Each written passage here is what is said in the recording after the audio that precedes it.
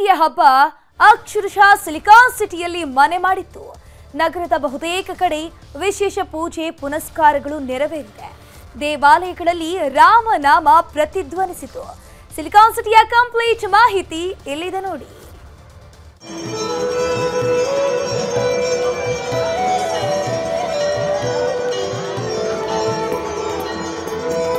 ಅಯೋಧ್ಯೆಯಲ್ಲಿ ರಾಮಮಂದಿರ ಉದ್ಘಾಟನೆ ಆದ್ರೆ ಬೆಂಗಳೂರಲ್ಲಿ ರಾಮನಾಮ ಝೇಂಕಾರ ಮುಗಿಲು ಮುಟ್ಟಿತ್ತು. ಗಾಳಿ ಆಂಜನೇಯ ದೇವಸ್ಥಾನದಲ್ಲಿ ವಿಶೇಷವಾದ ಪೂಜಾ ಕೈಂಕರ್ಯ ಜೊತೆಗೆ 108 ಕಳಸಾಭಿಷೇಕ ಮತ್ತು ಹಲವು ರಸಗಳಿಂದ ಅಭಿಷೇಕ ನಡೆಸಲಾಯಿತು. ಆಂಜನೇಯನಿಗೆ ಬೆಣ್ಣೆ ಅಲಂಕಾರ ಕಣ್ತುಂಬಿಕೊಂಡ್ರು ಭಕ್ತರು. ದೇವರಿಗೆ ವಿಶೇಷವಾದ ಅಷ್ಟೋತ್ತರ ಶತಕಲಶಗಳಿಂದ ಅವನಲ್ಲಿ ಆರಾಧನೆ ಮಾಡಿ, ಅದಾದ ನಂತರ ದೇವರಿಗೆ ಅಷ್ಟೋತ್ತರ ಕಲಶಾಭಿಷೇಕವನ್ನು ಮಾಡಿ ಸಂಕ್ಷಿಪ್ತ ರಾಮಾಯಣ ಪಾರಾಯಣದೊಂದಿಗೆ ದೇವರಿಗೆ ವಿಶೇಷವಾದ ಸಾನ್ನಿಧ್ಯವನ್ನು ಇಲ್ಲಿ ಪಡಿಬೇಕು ಅಂತ ಹೇಳಿ ಹಾಗೂ ಲೋಕಕ್ಕೆ ಕಲ್ಯಾಣವಾಗಬೇಕೆಂದು ಶ್ರೀರಾಮಚಂದ್ರ ಸ್ವಾಮಿಯಲ್ಲಿ ಹಾಗೂ ಶ್ರೀ ಗಾಳಿ ಆಂಜನೇಯ ಸ್ವಾಮಿಯಲ್ಲಿ ನಾವು ಪ್ರಾರ್ಥನೆಯನ್ನು ಮಾಡ್ತಾ ಇದ್ದೀವಿ. ಸರ್, ಇವತ್ತು ಒಳ್ಳೆ ವಿಶೇಷವಾದ ದಿನ. ಅಯೋಧ್ಯೆಯಲ್ಲಿ ಶ್ರೀರಾಮಲಾಲನ ಒಂದು ಪ್ರತಿಷ್ಠಾಪನೆ ಆಗ್ತಾ ಇರೋದು. ನಮ್ಮ ಇಡೀ ಕರ್ನಾಟಕದಲ್ಲೆಲ್ಲ ಎಲ್ಲ ದೇವಾಲಯಗಳಲ್ಲೂ ಒಂದು ವಿಶೇಷವಾದ ಪೂಜೆಯನ್ನು ಆಯೋಜಿಸಿದ್ದಾರೆ. ಇವತ್ತು ನನ್ನ ಹುಟ್ಟುಹಬ್ಬದ ದಿನಾನೇ ಬಾಲರಾಮನ್ ಪ್ರತಿಷ್ಠಾಪನೆ ಆಗ್ತಿರೋ ತುಂಬಾ ಖುಷಿ ಆಗ್ತಿದೆ. ದೇವರೆಲ್ಲರಿಗೂ ಆಯುಷ್ಯ ಆರೋಗ್ಯ ಕೊಟ್ಟು ಕಾಪಾಡಲಿ ಅಂತೀವಿ. 600 ವರ್ಷಗಳ ಇತಿಹಾಸ ಇರುವ ಅರಮನೆ ರಸ್ತೆಯ ಓಣಿ ಆಂಜನೇಯ ದೇವಸ್ಥಾನದಲ್ಲಿ ರಾಮ ಭಜನೆ ನಡೆಯಿತು. ಬಗೆ ಬಗೆಯ ಹೂವುಗಳಿಂದ ಕೋದಂಡರಾಮನಿಗೆ ಅಲಂಕಾರ ಮಾಡಲಾಗಿತ್ತು. ಇಲ್ಲಿ ಏನಪ್ಪಾ ಅಂತಂದ್ರೆ ನಮ್ಮ ದೇವಸ್ಥಾನದಲ್ಲಿ ಓಣಿ ಆಂಜನೇಯ ಸ್ವಾಮಿ ದೇವಸ್ಥಾನ ಅಂತ ಒಂದು 600 ವರ್ಷಗಳ ಇತಿಹಾಸ ಇರತಕ್ಕಂಥದ್ದು. ವ್ಯಾಸರಾರ ಪ್ರತಿಷ್ಠೆ ಅಂತ ಹೇಳ್ತಾರೆ. ಜೀರ್ಣೋದ್ಧಾರ ಆಗಿ 87 ವರ್ಷಗಳಾಯಿತು. ಈಗ ಮೊನ್ನೆ 2 ವರ್ಷದ ಹಿಂದೆ ಮೈಸೂರು ಮಹಾರಾಜರು ಬಂದಿದ್ರು.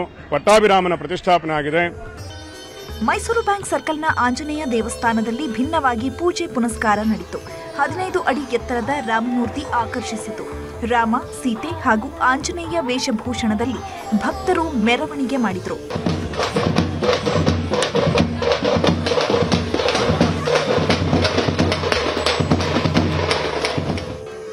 ಕಸ್ತೂರಿಬಾ ನಗರದ ವಿಸ್ಡಮ್ ಇಂಗ್ಲಿಷ್ ಶಾಲೆಯ ಮಕ್ಕಳು ರಾಮ, ಸೀತೆ, ಹನುಮಂತ ವೇಷಧಾರಿಗಳಾಗಿ ಶಾಲೆಗೆ ಆಗಮಿಸಿದ್ರು.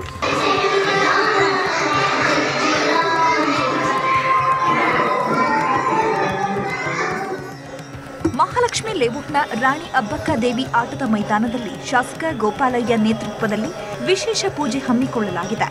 210ಕ್ಕೂ ಹೆಚ್ಚು ಪುರೋಹಿತರು 10 ಹೋಮ ಕುಂಡಗಳಲ್ಲಿ ರಾಮ ತಾರಕ ಯಾಗ ನಡೆಸಿದರು.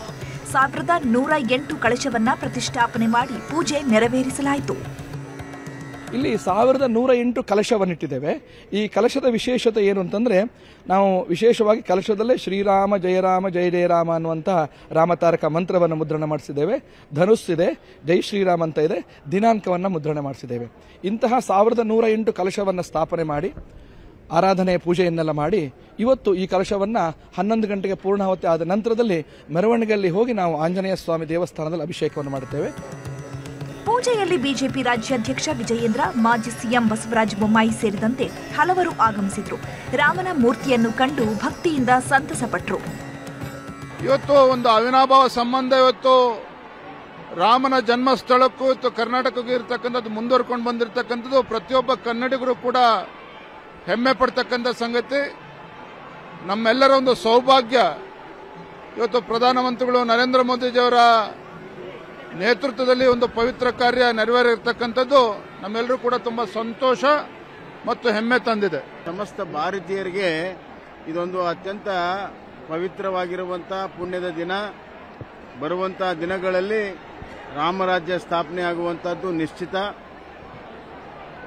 ಅದಕ್ಕಾಗಿ ನಮ್ಮ ಪ್ರಧಾನಮಂತ್ರಿಗಳು ಅಮೃತ ಕಾಲ ಅಂತ ಈ ಮುಂದಿನ 25 ವರ್ಷ ಹೇಳಿದ್ದಾರೆ.